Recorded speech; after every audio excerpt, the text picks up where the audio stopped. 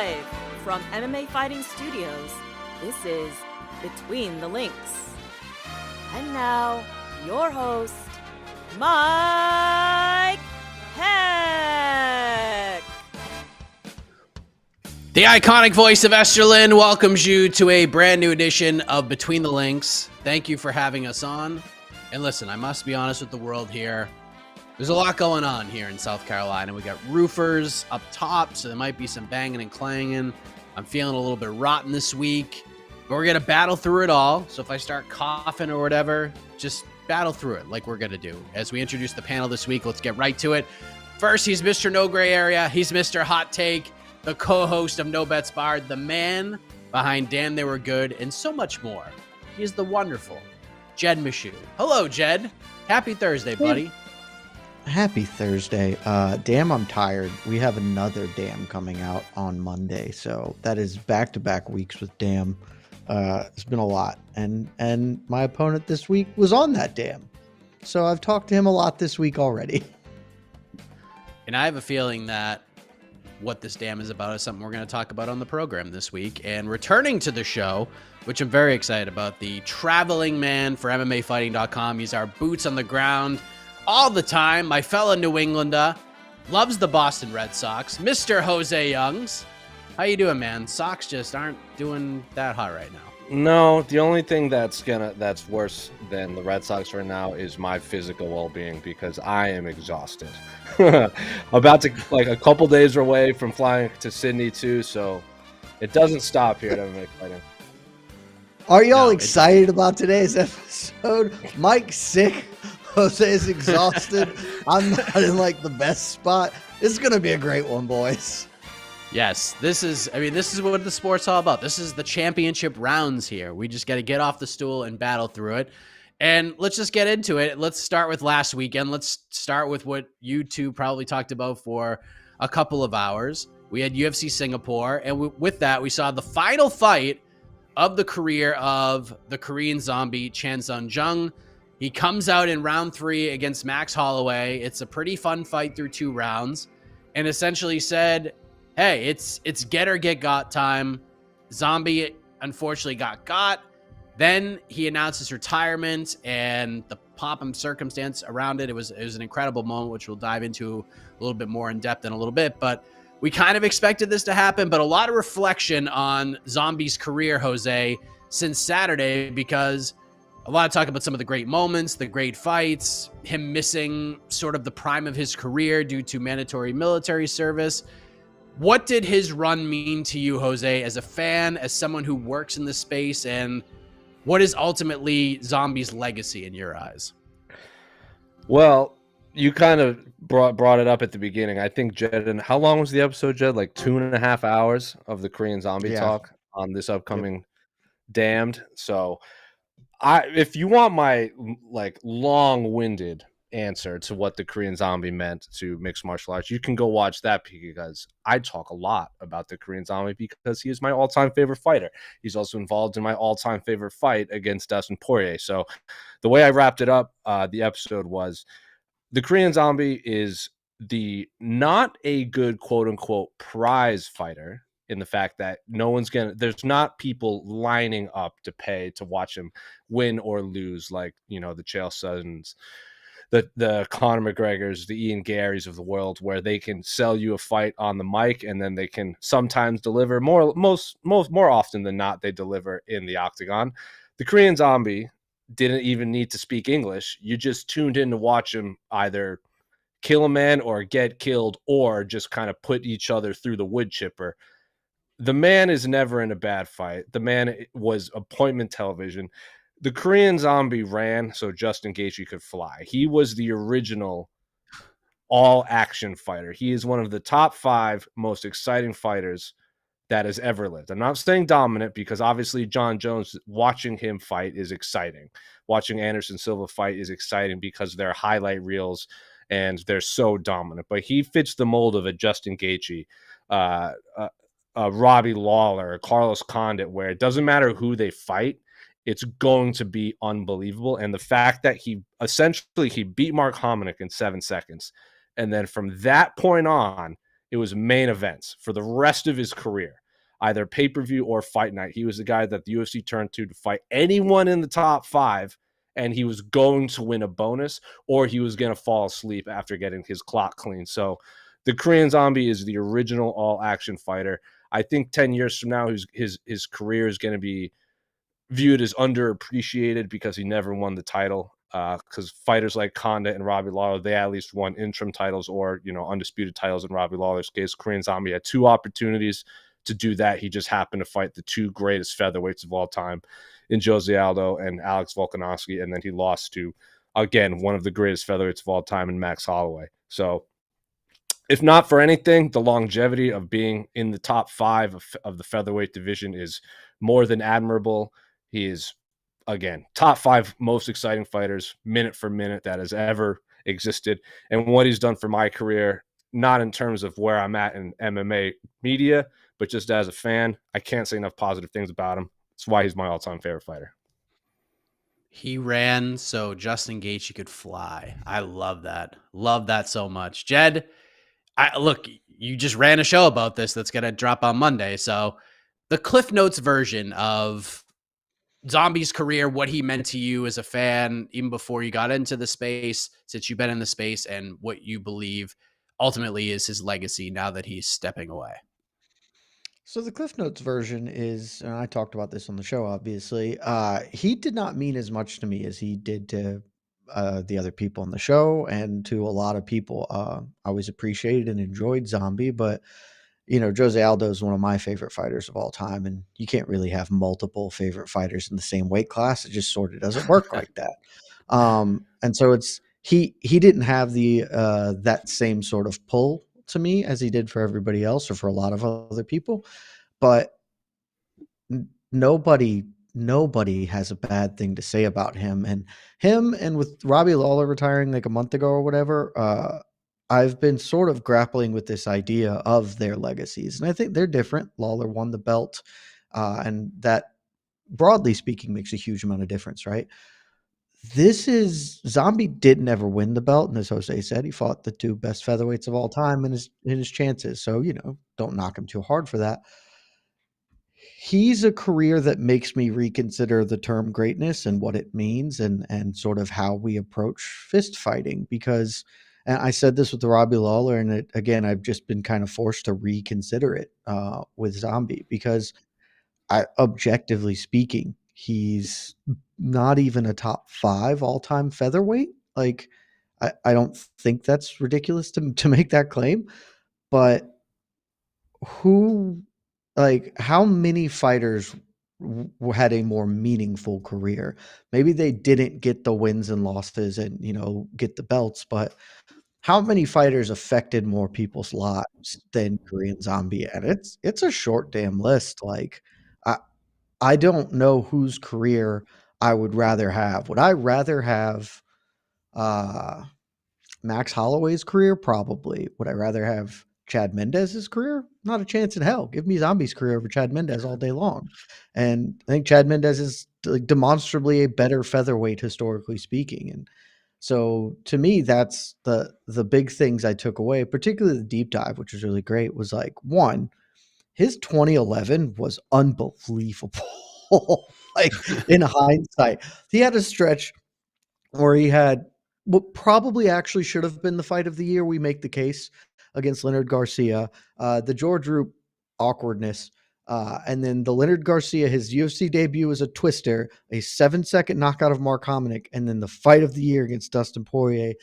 Like, there's just like nobody has a 3 or 5 fight run like that. Like, he's one of like 2 dudes ever who have had multiple fight of the year, like very reasonable contenders. So, gonna miss him. I think his exit was tremendous. I cried on the walkout, and again, he didn't mean that much to me, but it was still like an emotionally affecting thing to watch this dude exit the cage with 15,000 people singing Zombie to him. Like, that shit, it doesn't happen for almost anybody, and to me, that should tell you more about him than anything else.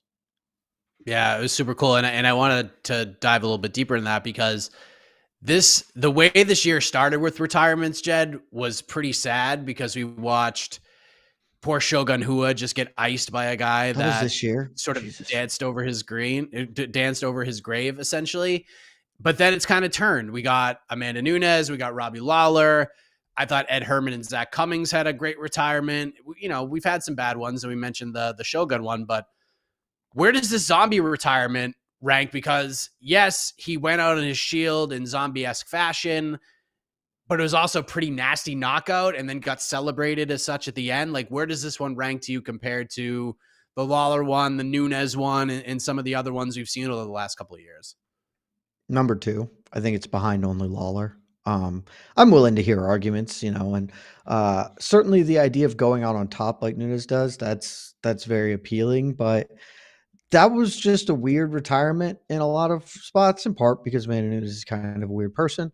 But like, we didn't know that was coming. We didn't really even have there were maybe some rumblings, but it wasn't like that did not feel like a moment. When I look back on this year, I will not look back on Amanda Nunes' retirement as an event that happened so much as it is a fact of life. Like, oh, that's the year Amanda Nunes stopped fighting. Not, hey, you remember the retirement after the Irene Aldana fight that wasn't all that memorable? Like, it's just not the same. I think there are parts of Zombie's retirement that were better than Lawler's. And again, he didn't get the win, and I think a lot of people reflexively knocked that, but the win kind of doesn't matter because he went out in like the most zombie fashion of like possible, which makes it fitting. Like, it fits in a really clean way that it doesn't matter to me whether he wins or loses in that fight. Frankly, in the way that a lot of his career was at. Like, I don't really care if he wins or loses. I care that he does dope stuff and that it's incredibly fun and captivating to watch. And him sitting on the stool after the second round where he should have been finished, where Max got too nice and zombied his way through it. And his corner trying to tell him like, all right, we got to do this. And you could just see him be like, man, I've lost, so I'm going to go out on my sword. And that's what he did. And he just came out and was like, all right, Max, let's do it. Let's see what happens right here, right now. It was incredibly fitting. And you get the walk out was incredible. Like, cause you could see him soaking it up. It felt like a moment. And then the exit was one of the 5 best moments of the year. So I think it's number 2. I feel pretty confident with that. Jose, what was it like for you to watch this all play out? The walk, the fight, the way it ended, and then the announcements, leaving the gloves, the way he bowed before the gloves, and then just leaving with 15, 20,000 people singing his song, singing Zombie on the way out. Like, for you, as someone who reveres Zombie maybe more than anybody that I know, what was that all like for you, and where do you rank this sort of last fight, last hurrah of his career with how everything played out? It was top 5 retirements in MMA. The only thing better that for this retirement would have been is if he won. And I don't really, when Zombie fights, I can separate myself. Like, I knew that I knew Max Holloway was probably going to win. I knew Alex Volkanovski was probably going to win. I can remove the fandom when he fights and kind of watch it unbiasedly. And after the fight, we kind of knew what was coming, because after he lost to Volkanovski, the fight that you and I were at, I was about 10 feet away from when, Alex Volkanovski was asking, like, do you want to keep going, like, in the middle of the fight, because he was putting such a hurt on the Korean Zombie. After that, you said, if I'm not going to be the champion, then maybe it's time to hang it up. I have a lot of self-reflection. And then when Max called him out, I assumed that Zombie would take the fight, because that's a fight he's always wanted. Max Holloway even said, like, I fought everyone from my generation except for him. Even the press conference with Alex Volkanovski, Zombie says, if I beat Volkanovski, the first guy I want to fight is Max Holloway, because we've never fought. And when they made that matchup, everyone was like, oh, this is going to be sad. This is going to be that. And it wasn't that. It wasn't the Volkanovski fight. Like, he tried to be Zombie. His body failed him. The ability to fight through pain, which I talked about on the Damned episode, is kind of what separated Zombie from his peers. he might have been knocked out, but his body went into autopilot. His body just couldn't do that anymore, and that just catches up with you. So the second that he got knocked out, I was actually on the train coming from New York back to Providence, back east, and I watched it, and it happened, and I was like, I mean, that's it. He's going to retire, and it's going to be a beautiful moment, and then it played out exactly like it did. So I'm not happy or sad. I think it was the right time. I think a lot of fighters hang on a little too long. You know, maybe they go into bare knuckle or boxing, or they get cut and they go somewhere else. I wasn't afraid of Zombie getting cut and fighting anywhere else. The second he got knocked out, he retired, and it was the perfect moment. If obviously it was in Seoul, it would have been more perfect. But, you know, the fact that he got to do it in a crowd in Asia against Max Holloway, guys always wanted to fight that reveres him just as much as everyone else. I agree with what Jed said. Top 5, probably top 2. I put Lawler's over it. You know, we got that video package. That was real nice. So, yeah. But beautiful moment all around.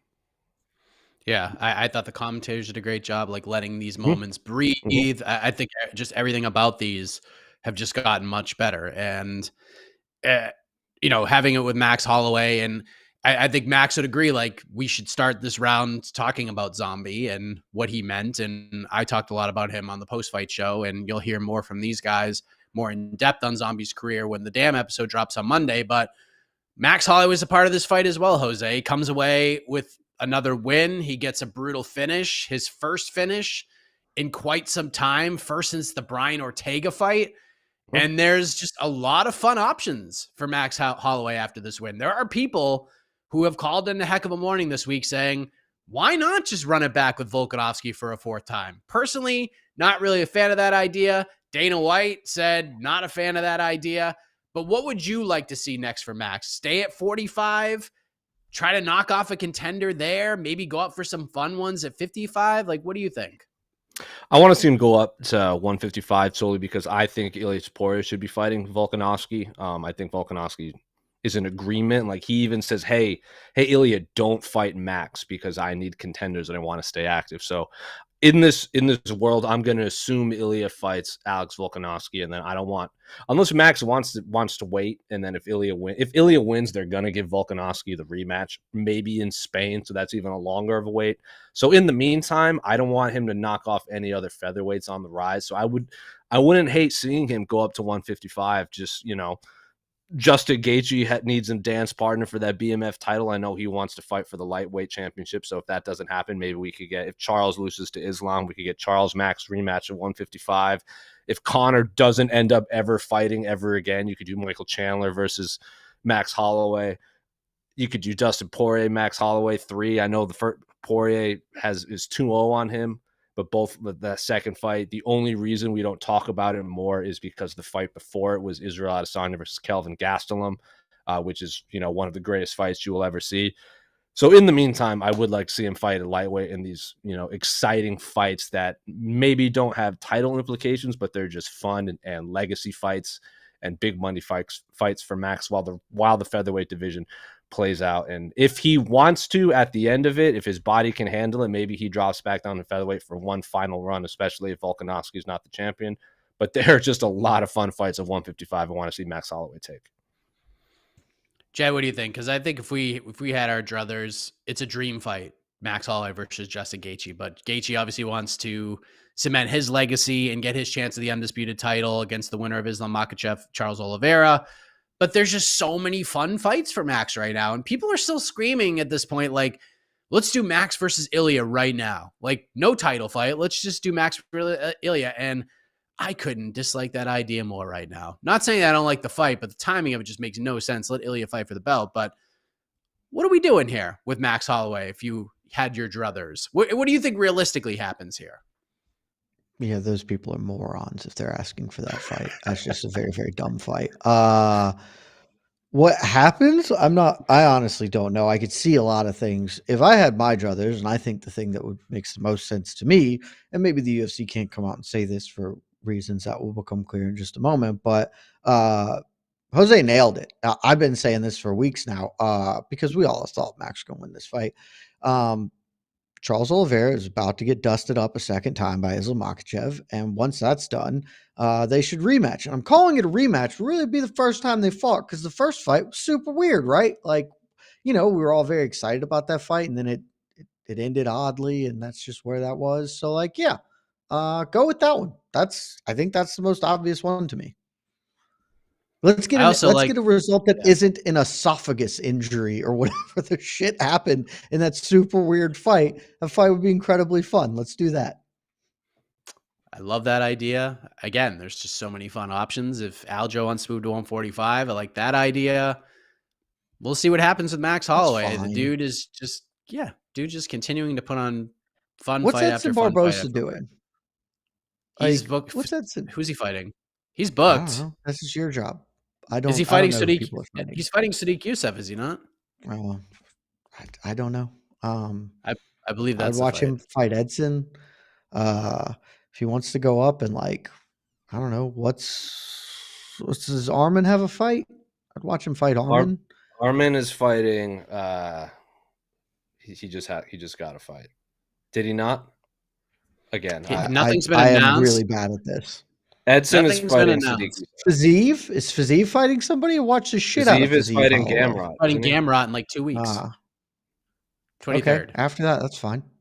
All right. You just match him up against. It's Max Holloway. It's not going to be boring. I just don't have any interest in him fighting like the dregs at featherweight again. Like we're past that with him. Do fun stuff. Yeah, let's make a wheel with all exciting names, and Max just goes up and spins a wheel in front of a crowd, and wherever he lands on, that's who he fights next. Let's have some fun with this. So let us move on to another big story coming out of UFC Singapore. The point for round 1 goes to...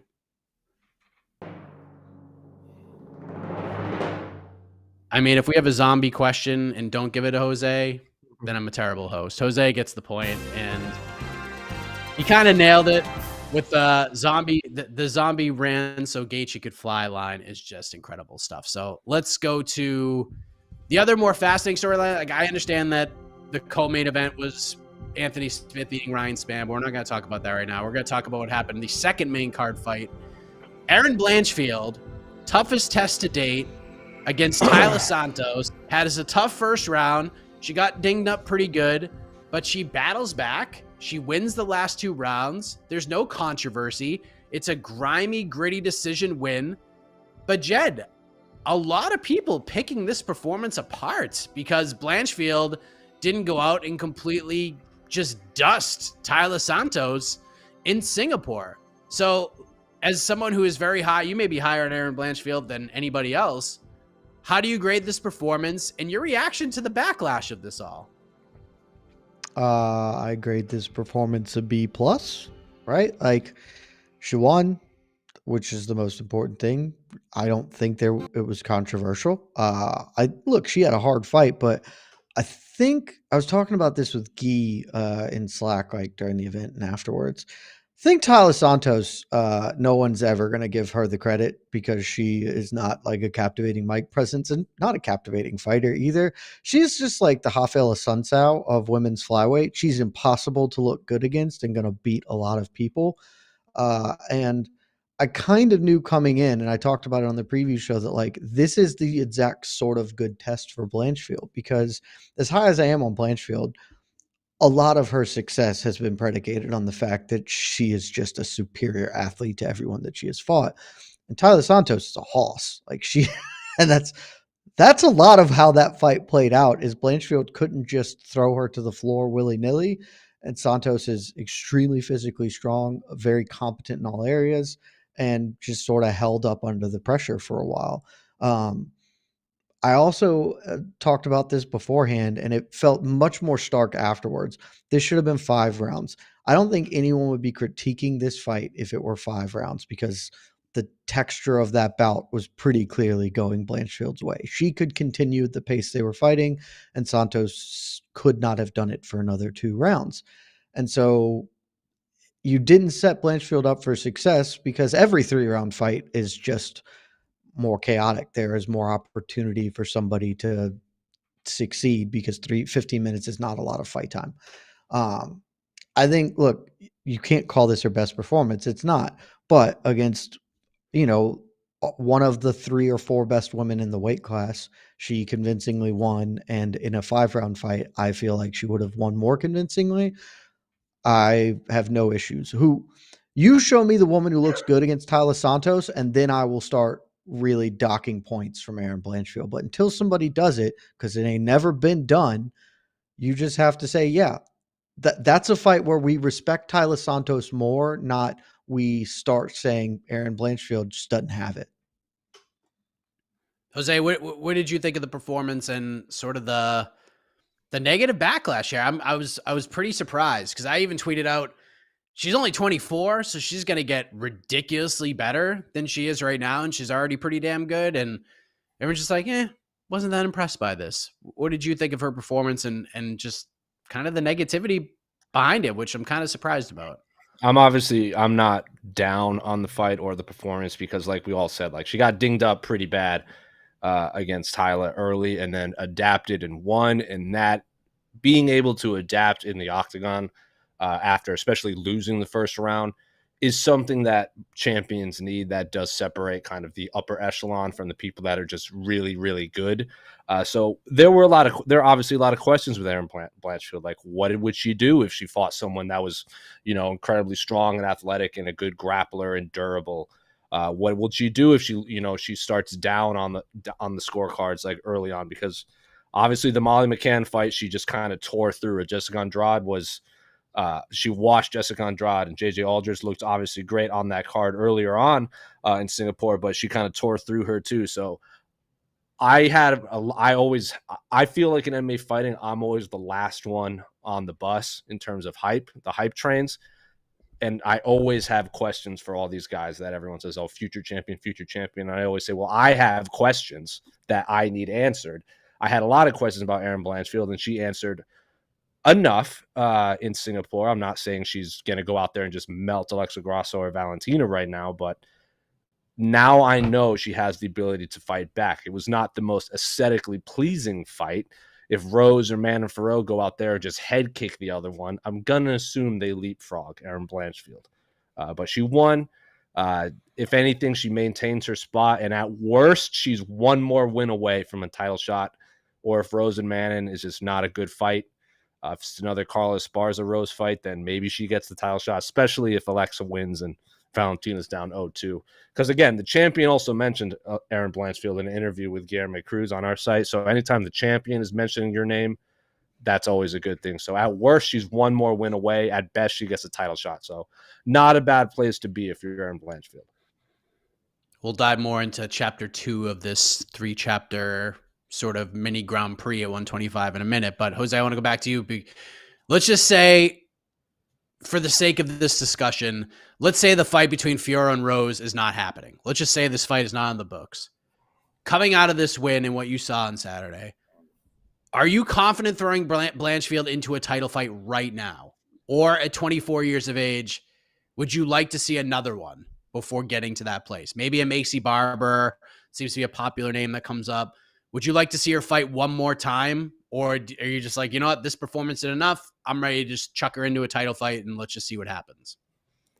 You're saying if Rose Manon doesn't happen, let's just say that fight does not exist. Like, if this is the fight and then the title fight's in 2 weeks, then it has to. If Valentina loses, it would have to be Erin. Because, like, there's literally no one else. Like, if in this perfect world that, like, now I'm not saying it's perfect world, but, like, in this world where this doesn't exist, I'm just going to say the meritocracy exists, and she's currently ranked 1, if not 2, in the UFC's rankings. So the only 2 above her would be Valentina and Alexa Grasso, and Alexa Grasso is currently number 1 pound for pound in all of women's MMA on the UFC's ranking. Just because Amanda Nunes retired and she beat Valentina. If Valentina wins, they'll probably do the trilogy fight. If Valentina loses, then it's Erin. Like, she's literally only one left. I think Macy Barber is still a win or 2 away, especially if Macy Barber fights a Lauren Murphy or a Jennifer Maia type fighter. Not right. I think the time is now, especially if Valentina loses, the time is now for Erin Blanchfield. I think, especially if she's from New York, they're going to go to New York next year at least 2 times. It just makes sense. Are you with that, Jed? Let's just go. Even what if Valentina wins? Do you just run her right back, or do you give Blanchfield her shot first? I think if Valentina wins, they probably won't run it right back. because Valentina was probably winning the fight before she got submitted, and so they just don't have to. That's why I hate immediate rematches. Don't think Valentina should have gotten one, but I've been on that soapbox enough in my life. But yeah, if she wins, they're going to assume that is a historical correction and not rivalry. If there's nobody else, then they would be like, all right, let's do Grasso 3. But there will be other options. So I think regardless of the winner, we are going to get a new title fight. If Rose wins this weekend, probably going to do it. But I've been saying it, man. Just Erin Blanchfield's the future, and everyone with eyeballs knows it. Like, just put her in there. Like, it's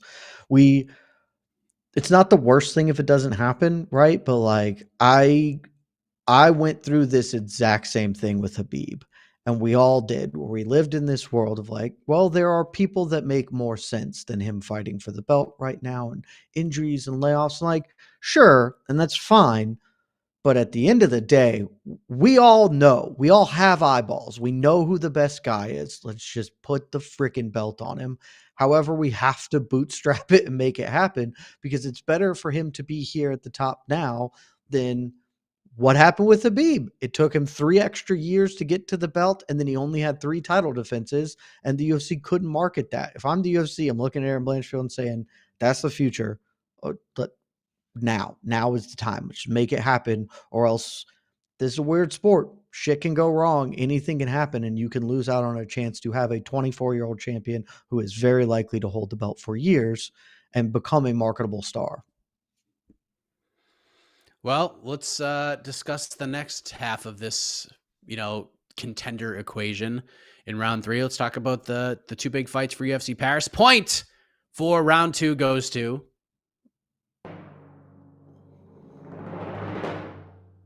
Jed Meshew. It's 1-1.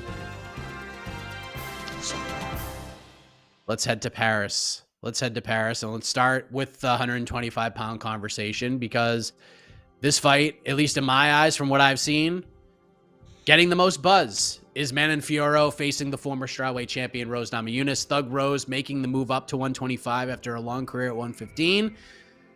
Jose, I'll begin with you. Thoughts on the move up here for Rose Namajunas and this fight with Manon Fiorot? First fight since losing the strawweight title to Carla Esparza. And do you feel like this is the most fascinating fight of the card, even more so than the main event?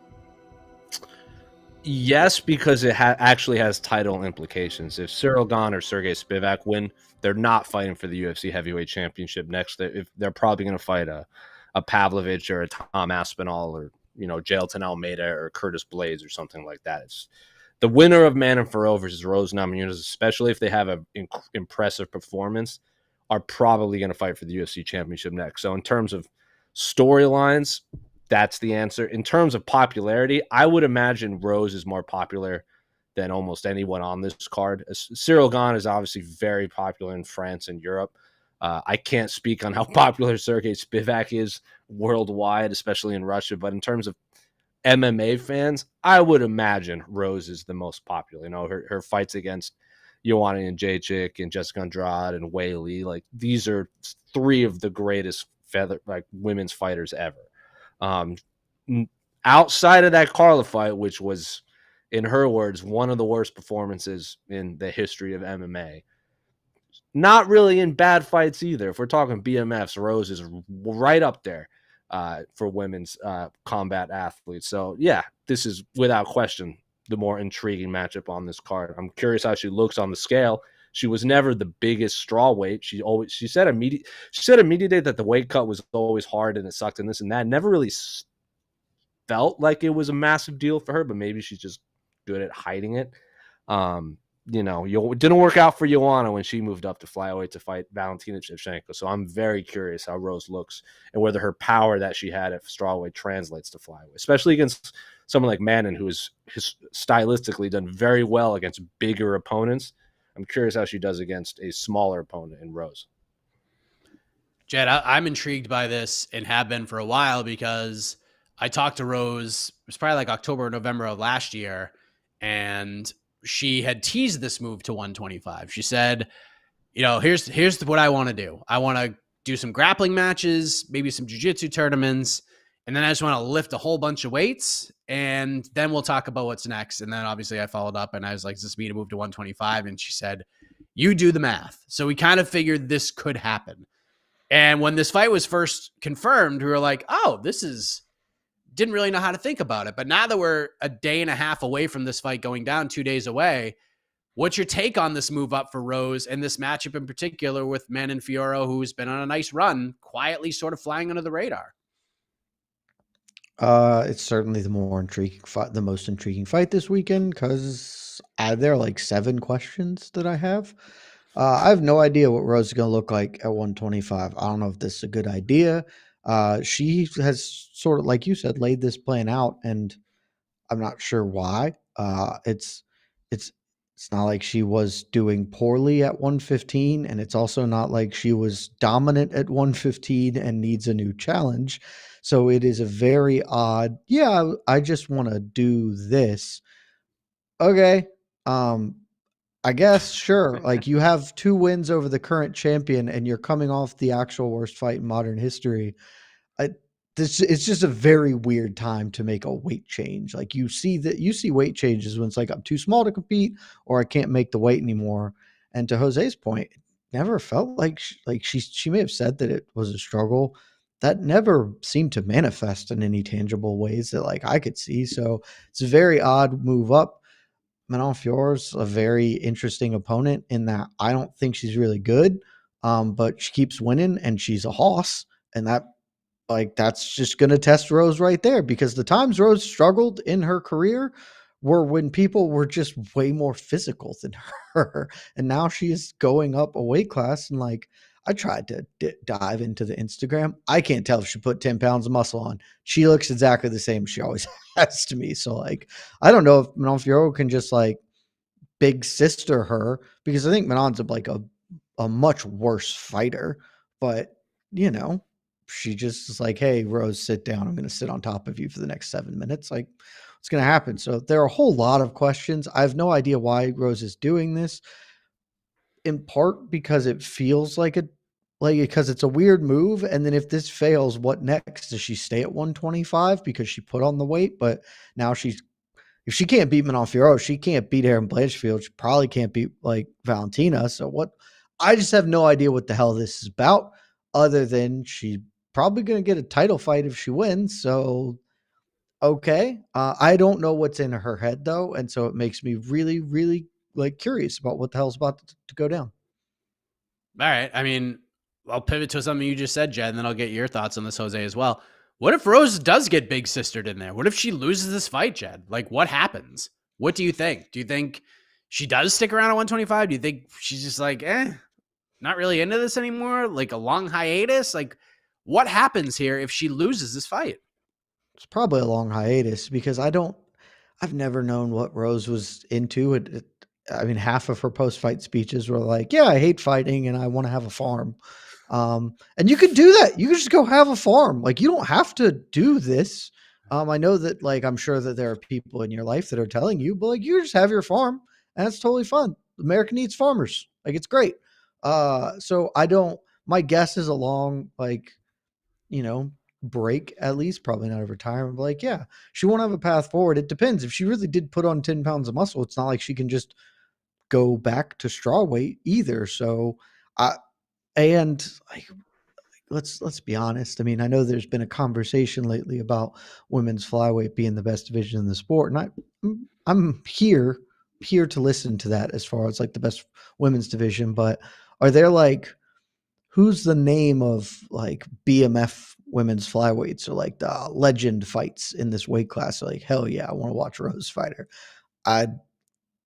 Chikagian? Are we like super stoked for Rose Chikagian? No. So I think we're probably, if she loses, she's probably just going to take some time off and reevaluate again, and then come back in 2 years with some other like very strange outcome, which whatever makes you happy, I guess. But it seems like you'd be happier on your farm. Just go do that. What do you think, Jose? What happens with Rose if she comes up short here? I mean, we love to take chances and challenge ourselves and strive for greatness, and I think she deserves some props and respect for trying that. But what if this This is MMA. This is the UFC. This is a loaded division where there are just hungry contenders all over the place. Strive for What greatness happens by if defending a belt, Mike. Defend a belt. Strive for greatness that way. I hate the phrase strive for greatness. It's so, it's but one of my biggest pet peeves, Mike. she can't defend the belt unless she wins the belt, and she's got I to win know she could Saturday have. to even get a chance to win the She belt. could have. So Striving for greatness is defending a belt and making a sacrifice to do so. Going to win a second belt is a glory grab because there's no risk, because the expectation is that you lose any fight in which you are not advantaged because you're the smaller dude. It's a low risk, super high reward thing. Striving for greatness is being Alexander Volkanovski and fighting Ilya Topuria. That's fucking great, man. It's my biggest pet peeve. Jose, what if Rose loses the glory grab fight on Saturday? She probably takes time off again and goes and lives on her farm. That's just the answer. Excuse me. I don't know. Rose, I stopped trying to figure Rose out a long time ago. She's taken these long gaps, even when she was the reigning champion. Like, she won the belt, she took a lot of time off, came back, and she's never really been the most active fighter. I think Rose is a very talented martial artist, but she's not fought a ton of people. She's fought a lot of the same people. Like, she's fought Carla twice, she's fought Weili twice, she's fought Joanna twice, she's fought Jessica Andrade twice. Like, the last time something really wasn't a match, like a rematch, outside of like the first time she fought these individuals, like she beat Michelle Watterson, and then after that, it's just been rematch, fight, rematch, fight, rematch, fight, rematch.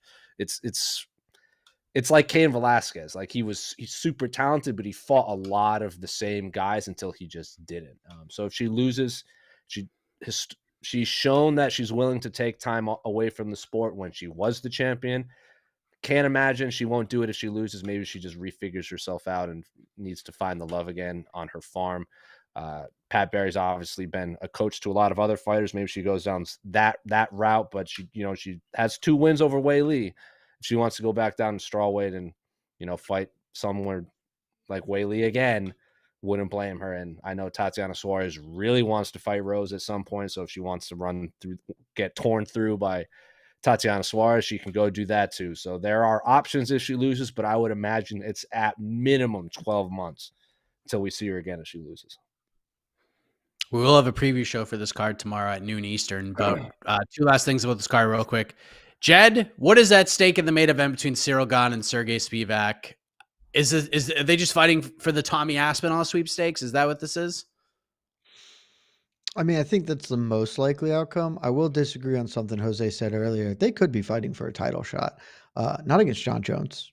Jon Jones is not going to fight the winner of this, but it seems pretty evident based on everything that he is saying that Jon Jones either intends to retire after fighting Stipe or at the minimum vacating the belt and leaving the sport until something piques his interest, taking an extended time off. If that's the case, you take, if Ciryl Gane wins this, he is an interim champion who most recently just fought for the belt, and maybe you just do, Sergey Pavlovich, Ciryl Gane, and maybe they let Tommy Aspinall get another win. I think that there's a world where the winner of this, particularly Spivac, wins, then it's 4 in a row, good quality opposition. You could sell it. So I think the most likely outcome is the winner of this faces Tom Aspinall, but there is also a world where the UFC needs a new title fight and maybe Tom Aspinall faces Sergey. And then the winner of this gets to Jailton Almeida, assuming Almeida can beat Curtis Blade. So the winner of this is either is a dark horse for an interim title shot, and certainly is 1 win away from probably a true title shot at that point in time. What do you think, Jose? What's at stake in this main event?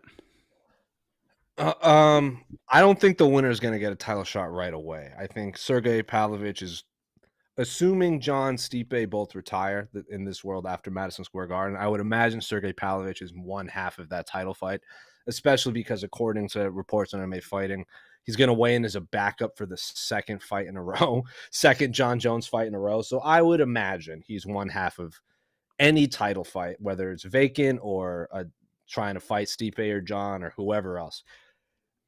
In a perfect world where, Jon and Stipe both retire, we're probably getting Tom Aspinall versus Sergey Pavlovich for the UFC Heavyweight Championship of the world.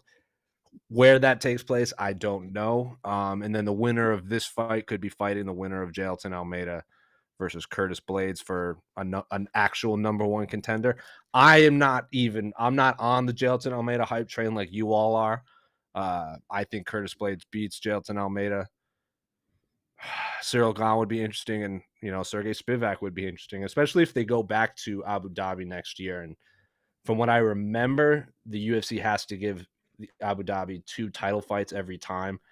If Serghei Pavlovich, wins the belt, it seems like it would make sense to stick him, especially if it's Spivac, like all Russian heavyweight title fight in Abu Dhabi, especially because they can't go to Russia right now.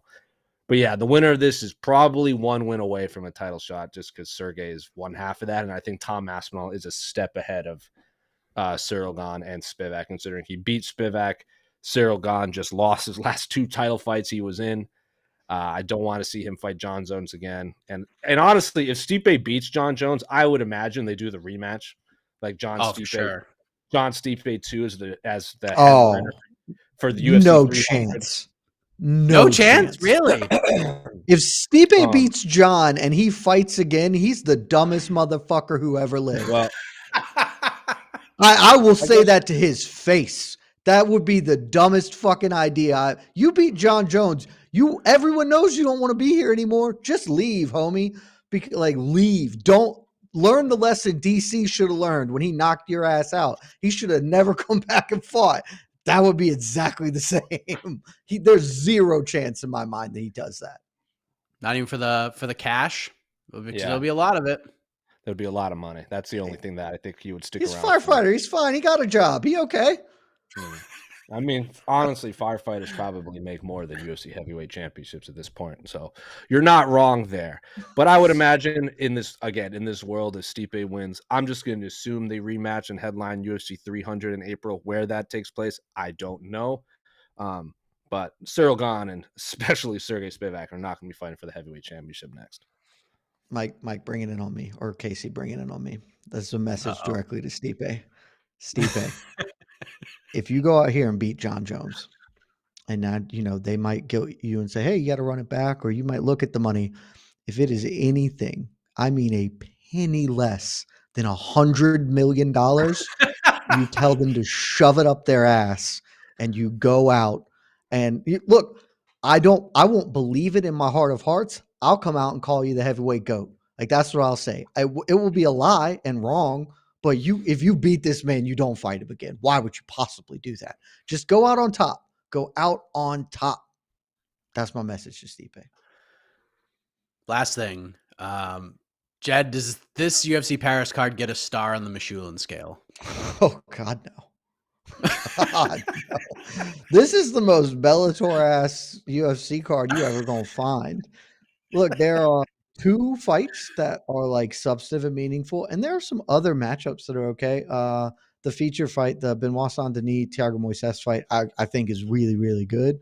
And then the rest of this is just locals, a bunch of people, like a bunch of French fighters who have fought each other on the local scenes or whatever in Europe, and just in here doing stuff, teammates getting reshuffled against different opponents because of fallouts. No, this is in no way this aren't 0 stars. Jose, what do you think of this one? 11 fights. It is daytime MMA. You like this Paris card? For the fact that it's daytime and it's super early here in Arizona, don't hate it. It has one more interesting fight than UFC 293. I'll put it that way. Ooh, well said. We'll be talking about that card next week on the program, but let's move on. Dana White had some things to say on Tuesday about a couple of the bantamweights who just happen to be teammates, much like Jed and Jose, who are teammates as well. The point for round 3 goes to... I am not a bantamweight. Jose Youngs. It's 2-1. Well done. Good stuff. The message to Stipe, I thought I'd get the point. I was extending an olive branch to Stipe. I thought I'd get the point for that. I mean, I knew what you were trying to do, and I respect it, but Just couldn't give it to you. So let's get to this. Dana White spoke with the media after the Contender Series on Tuesday. He is asked about the bantamweight division. He's asked about Aljamain Sterling and Merab Dvalishvili, kind of saying, hey, listen, I want this fight, but if my buddy and teammate wants this fight more than me, like, give it to them, and then I'll wait. Merab, in particular, has been saying, look, I'll wait a year before I fight again, but I'm not going to fight anybody unless it's for the belt. But if Aljamain wants to go first, I will wait a year, and then Aljamain can get his rematch, and then I'll fight after that, which has really pissed Dana White off. Dana's response verbatim, let me read this from MMAfighting.com, great website. Everybody in this room and everybody that watches this video knows how I feel about this shit. I hate it. And why did you even get into the sport if that's your mentality in the way that you think? I don't even want the title. I don't want the championship. We're friends. We're this, we're that. This is not, you could be friends with everybody in this business. There's a lot of nice people in this business, a lot of good people. This is not about friendship. It's about finding out who the best in the world is. And if you don't want to find out who the best in the world is, this is not the place for you. You should be somewhere else. There's plenty of places to fight where they don't give a shit what you do. It doesn't work here. Jed, what was your reaction to hearing those words, if you're hearing them for the first time, that Dana White, president of the UFC, who had the company that has thrown meritocracy out the window years and years ago, talking about these two guys who are close or are teammates and are friends. And let me just say this. I don't blame Dana for taking this stance. Like, I don't necessarily like completely blame him. I understand why he's saying this. But when you heard all of this, what was your reaction to it? And then hearing it again, what's your reaction to it now? I need you, when I'm done, to explain why he's saying this. Because outside of, him just being him, I don't get it. Like, I agree that with the core premise that it's real dumb for Merab to just hamstring his own career out of the friendship that he has for Aljo, particularly given the circumstances where Aljo's not going to get another title fight. So why are we pretending like this is real? And he had his time. Like he had his time. He was the champion. It was great. He had already talked about moving up. This is about as clean of a break as possible. And we know that the best case scenario is a 0% to happen. So why are we living in a world where we're giving that any air whatsoever? I'll just never fight O'Malley again. Just never going to happen. And we all know it, and that's okay to admit. So I agree that it's pretty dumb in that regard. I don't understand why Dana is mad or cares about it. That doesn't make any sense to me at all, because why? Also, it's like just an abject lie about this is the place where we find out who the best in the world are. Like, that's not you're treating that as if that's the primary driver of your fight promotion. And it's very clearly not. And again, I'm not even blaming you for that. You a business, you trying to get money. I'm okay with all of these things. We don't have to stand on ceremony and just lie because we are mad because this makes us feel some type of way. And I don't understand it. Like, to me, the only reason Dana is mad is because this is even the most minute amount of self-servingness and just not an unwillingness to adhere to the dogma that he preaches, which is dumb. Like, why does he give a shit? His response could just as easily be like, okay, like, I think that's dumb, but like, I guess you're going to fight Cejudo or Umar or whatever. Like, if you just want to sit and wait, I don't agree. But like, you don't have to be like, this is awful. He sucks. Why is he even a fighter? We shouldn't have signed him. Like, why? Like, this is just another example of Dana not being a good promoter. But I'm far from surprised at this. It's just a little sad always that this happens regularly. Right. And that's what I mean by I get where he's coming from, because like, I think Dana's kind of taken the same stance as Sean O'Malley has when it comes to Aljamain Sterling, where it's just like, hey, you want to rematch Aljo? And Sean O'Malley's answer was, didn't he say he's going to 45? Next question, please. Like, he's just taking what Aljo said and was like, well, you said you were leaving, so go leave. You know what I mean? Why be mad about Merab? Does Dana really want Merab to fight Aljo? Or I'm sorry, Sterling? Jesus Christ, I can't. Does he really want O'Malley to fight Merab? No, it's probably an awful fight for O'Malley. And is Merab a star? Like, I don't know what we're mad about. I just don't understand it. Yeah. I mean, he's asked the question. He's just giving his response. And trust me when I tell you, I'm not defending Dana White here at all, because there's things that I understand he says. And then at the other side of, you should be somewhere else. If you don't want to be the best in the world, go fight somewhere else. That's not what they're doing here. And Merab's manager came out and basically said, like, okay, Dana, you want to just figure out who the best in the world is. Merab should be fighting for the belts, because he is right now the number one guy. He has done enough to earn a title shot. So if you really want this to be about being the best in the world, then Merab should get the title shot. But now it's just a whole he said, she said, and a back and forth. So it is kind of weird, but I do understand. It's a good answer from Merab's people. Yeah, but we obviously know that that's probably not going to happen, because we knew where this is all going to go, Jose. We know it's going to be Sean O'Malley versus Chito Vera 2. Huge fight at bantamweight. But when you saw all of this, how did you react to it? Literally zero reaction. I have the same reaction as if someone said, hey, I tied my shoes. Like, assumed you could, and assumed Dana would have this reaction. Like, I'm just jaded. Maybe that's the phrase. Like, Dana has said far worse things about fighters, and he's thrown fighters further under the bus. In fact, sometimes he's driving the bus that hits the fighter. So I don't know. I didn't really have an opinion, because it's just par for the course at this point. I mean, I disagree with it, but you're gonna ask this same question about another fighter in like 6 months, does that make sense? Like, I get what he's saying, but I also don't agree with it. Like, agree with what Jet said. Like, yeah, like Aljamain said he was going to go up to featherweight, so you're holding him to that. I get it. I still think he should get the rematch. Jose Aldo should have got the rematch against Conor. Stipe Miocic should have got the third fight against Francis. These things just don't happen. So I've stopped asking for them. Like, I've stopped hoping that these things happen. So the second Aljamain lost, I was backstage with Oscar Willis and Danny Segura and Nolan King. We were kind of all talking, and we were like, yeah, Aljamain's never going to get this rematch, right? And everyone's like, hell no, he's never going to get this rematch. And we all agreed, like, Merab's not going to fight O'Malley either, right? Like, O'Malley's going to fight Chito, maybe. And then Cejudo, maybe. Like, he's never going to fight Merab. He's going to do like a Conor thing where he wins the belt and then maybe fights once a year, if he ever does. So the second Sean O'Malley won, he's like, this is going to be how it is till I'm 35 or whatever. I'm like, I don't know about that, because you called Corey Sandhagen boring.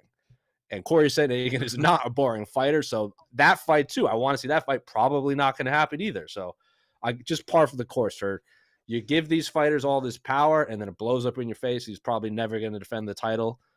I have zero opinion, because the same thing is going to happen 6 months from now with a totally different fighter.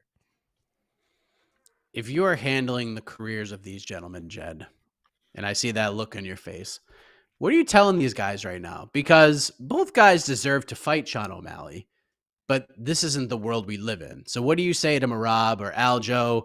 Do you say stay the course and maybe you get lucky and maybe risk the chance of really pissing off everybody? Or do we just kind of change course and accept reality and the modern times of what the UFC is? Like, what do you think if you're on a conference call with these guys right now? They're like, Jed, you're Mr. No Gray Area. What should we do here? What should our next tweets be? What should we say in our next interviews? What are you telling these guys?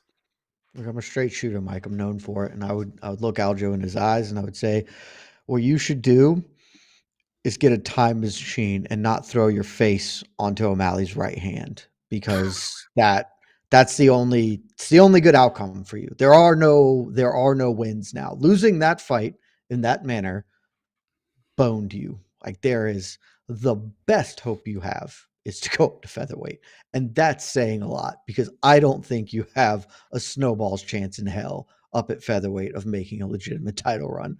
But you are the only way you're getting a bantamweight belt again is if you wait it out and hope that Chito beats O'Malley. Like, that's it. And I think Chito's a really good shot at beating O'Malley. O'Malley. I do think that fight will happen, and then maybe you can parlay that in. But I don't care that you're a former champion. You are deep in the line of contenders, and you are not in the line of contenders so long as Sean O'Malley is holding the belt. If he is the king of the division, you are out on your ass and waiting forever. So go to 145. You talked about it already. Just do it. Commit to it, and maybe something can happen. And Merab, you need to fight Henry Cejudo first, because if you don't, Henry Cejudo is going to jump you in line. Cheeto is going to get the next title fight. It's probably going to happen in New York, right? Maybe not. Maybe it happens later. But Cheeto is going to get the first title shot, and that's fine. You need to be the guy who is undeniable as the next viable contender, because if not, he will fight Cejudo over you. Bigger name, better matchup. Like you're just not going to do it. So if I'm Merab, hey man, you got to try and fight Cejudo as hard as you possibly can. And if I'm talking to Aljo, dude, just give up. Like, you shouldn't have lost, homie. You should not have lost, and I don't have any good outcomes for you now. Jose, your thoughts on this? What should these guys do now? I mean, I want the rematch. Aljamain deserves anytime someone has the record for most title defenses. I know Jed doesn't agree with immediate rematches. Hey. I am more often than not on the same. I agree with that more often than not, unless it's, a Jose Aldo, John Jones type situation where you're kind of in that pantheon of God level MMA. I'm not saying Aljamain is there yet, but I do think he would deserve the rematch. Cheeto could fight someone else. Merab can fight Cejudo, and then if Aljamain loses, he can definitely go to featherweight. If he wins, he can definitely go to featherweight, whatever.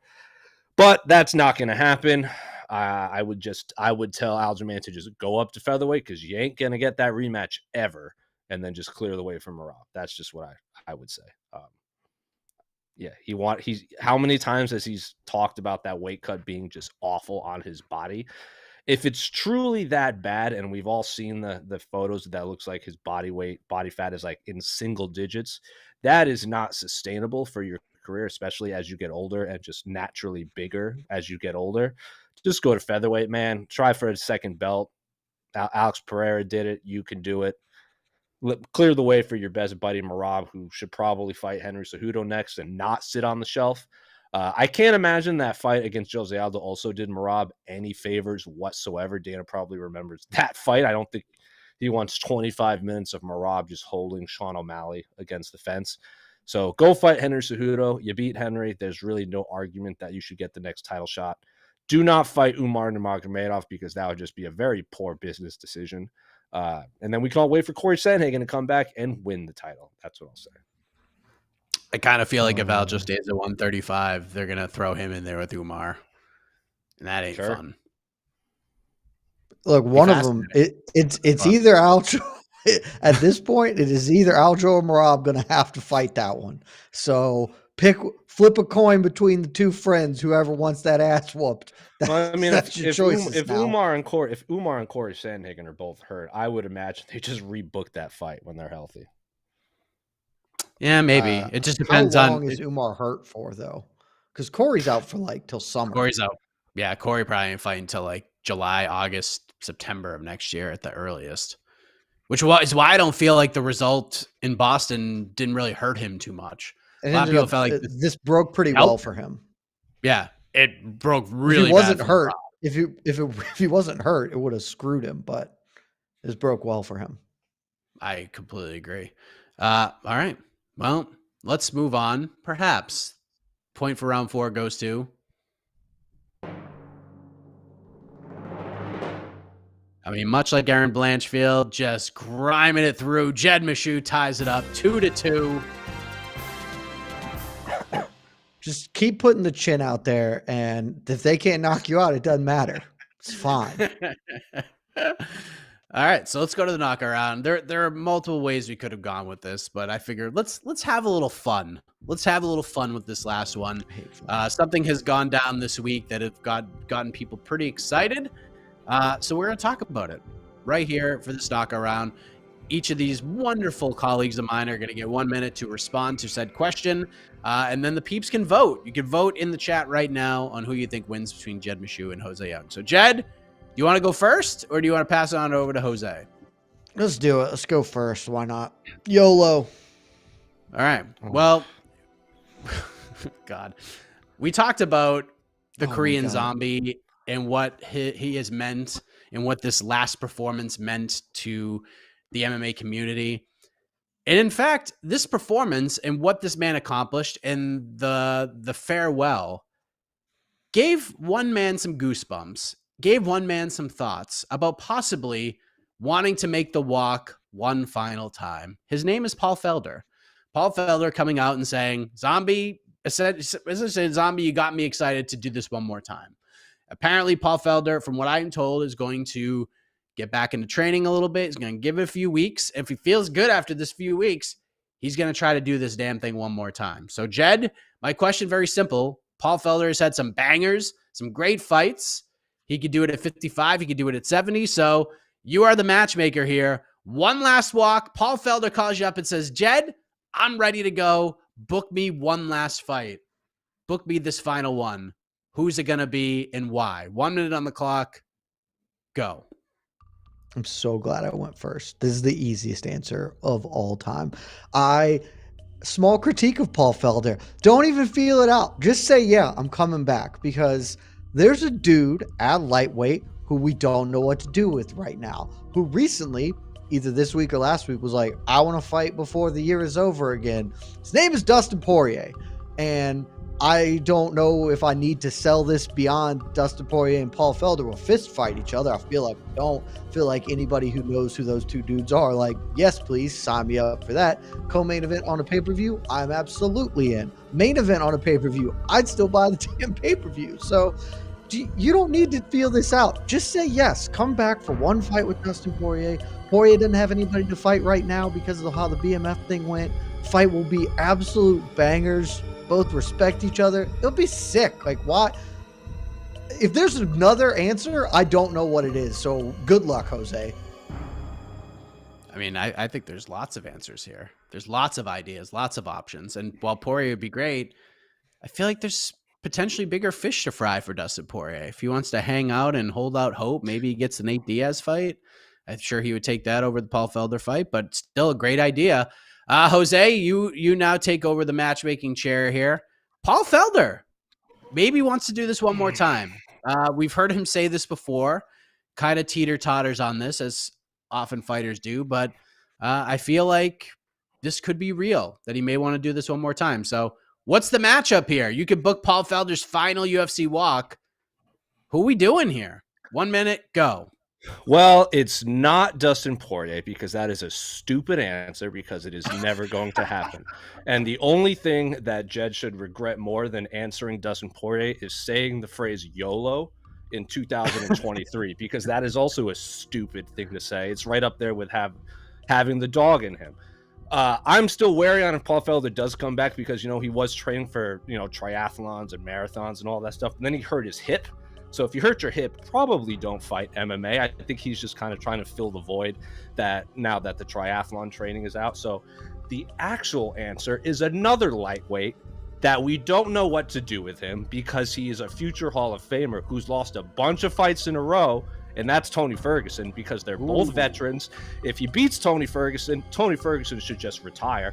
And if Tony Ferguson beats Paul Felder, Paul Felder doesn't lose anything, because he can just go back into retirement. I think that's the fight. It's not Dustin Poirier, because Dustin Poirier needs to fight RDA, because they've never fought before. Jed, your response to Jose just name calling here. Wasn't ready for the little heel turn here. I'm fine with the name calling. I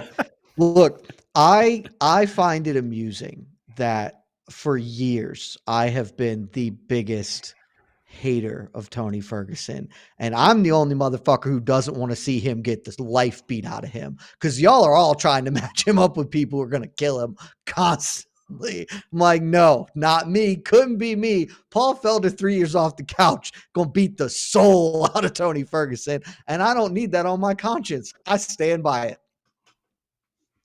Fair. All right. Well, cast your votes. Cast your votes. Jim Miller's a good idea for that fight. Nah. Why not? For 300? Do that one for 300? Who's going to Nah. complain about that one? Jim Miller, Bobby Green, UFC 300. They've been talking about it forever. Paul Felder, Bobby Green would be pretty fun too. There's lots of ways we can go with this. I feel There's like lots of ways Bobby we can go Green with is trying to, have a trajectory towards the top 10, and I think Paul Felder should fight someone in the quote unquote MMA Masters domain, that the fictional division at lightweight. Yeah. Do you like Dustin Poirier, who's a fake top 10er because he ain't never gonna fight any of the up and comers in this weight class. He just ain't never gonna do it. Do you like the idea of Paul Felder versus Max Holloway at 155? Is that gonna be bad? Come on, like you just look. Paul I mean, Felder's just the dude you to can be put fair, him in there against anybody. It's fine. I'm gonna watch Paul Felder fight anybody. I'm just being realistic. Like, none of the fights that we want to see will probably happen because none of these guys will take. Like, Paul Felder will take that fight, but I don't think Dustin or Max will take that fight. Just don't throw him in there with like Fiziev or Sarukian or anybody like that. For the love of God. I don't think Felder would even of take God. those fights. Yeah, that doesn't need to happen. Does not need to happen. Oh my God, I had a better. Oh my God, he should fight. What is it? He should fight MVP at welterweight. Oh, wanted to fight. He threw his hat in to welcome Chandler to the UFC. Why not just welcome the other Bellator free agent? I love how Shavkat threw his name into that hat. Oh, as well. And you would be God, shocked that's at a how much murder. You would be shocked at how many people in our social media were like, "Book it, like love this fight." Whatever. Why? People. I don't. See I MVP mean, get welterweights are because he wants someone in the top 5, and he's not. Shemaev is out of the top 5 at welterweight. Definitely not fighting Bilal. Definitely not fighting Usman. And Gilbert wants to fight Dustin. So Shavkat's literally just the next man up. And I will die on this hill that Stephen Thompson versus MVP would be so boring. Be such a boring fight. So that's just my. Didn't they train together too? Yeah, they're buds. Yeah, they're really good friends. And yes, I actually don't hate the Shavkat fight. Like, I mean, I would. If you want to be top 5, you're gonna have to fight these guys at some point. I might as well just fight these guys now. I feel like they're just gonna rebook Shavkat and Gastelum for like later on this year. It's definitely what's gonna happen. It's really dumb. Like you should. You don't like that Shavkat. idea? It's fine. I think it's. I don't. It's whatever to me. I don't care about Kelvin Gastelum until he wins a meaningful fight in this weight class. Right. Because I'm not certain he's going to make weight, and he hasn't won a lot of meaningful fights convincingly in his entire career, basically. So I like that fight. He has the biggest gap of name recognition versus actual like performances, I think, maybe in the entire sport. Well, Casey's here making us all feel bad. Are y'all into the Burns Poirier? That fight has no interest for me. None. I don't really care. Okay, no chance that fight. Good. I'd guess I'd watch RDA. I just don't really care about that fight either. I'd watch that one too, but I can't believe Dustin Poirier and Rafael dos Anjos have never fought. And I mean, that's fair. They're 2 of the 5 greatest UFC lightweights ever. So I just F it. Fight now. That's interesting. Whatever weight class. I just want to see him fight. 2 of the 5 greatest lightweights ever. RDA, top 5 lightweight ever? I'd say so. I'm not sure Poirier is either. Lightweight is like an impossible division, right? Like, I think so it's many of them. Probably Habib, Tony, BJ, Benson, BJ have to all be there. BJ. So I have to have Habib, Tony, BJ, Benson. Those 4 have to be in my Benson. Benson's here, top 5, huh? He's got to be. I think when we did the damn on Benson, I really appreciated his career a lot more. Oh yeah, when you went back and looked at it, and were like, oh, he's just way better than I remember. I'm also just kind of talking about UFC lightweights. Like, to me, Benson is a WEC Bellator lightweight. He's been in the Bellator longer than he was in UFC. I know, which was very odd. Yeah, super weird. It was a very odd fact when we got into that too. Very, very weird. Dustin and RDA hold a lot of records at lightweight. Yeah, Casey? I think the argument We exists don't- for it. I'm just not sure. Yeah. Oh. Hey, we don't know who would win a fight between I'm Justin and sorry. RDA. Oh. We're all Oh, dicks, and somebody in the comments is screaming about Charles Oliveira right now. Yeah, and Charles they're is top absolutely 5 for correct. sure. Yeah. Oh, yeah. Those people Yep. are absolutely correct. Charles is Screaming. arguably top 3. Yes, I think that's very real. Top 2, If maybe, he at worst. If he somehow beats Islam, good lord. Good If lord. he beats Islam, it gets interesting. It gets real interesting. Mm-hmm. Casey, who wins? Oh, Is this clear cut, or do we need to play catch up here? Let the votes fly in a little bit more. we have a winner. Okay. Who is it? Who is it? Your winner today with 60% of the fan votes is I wonder.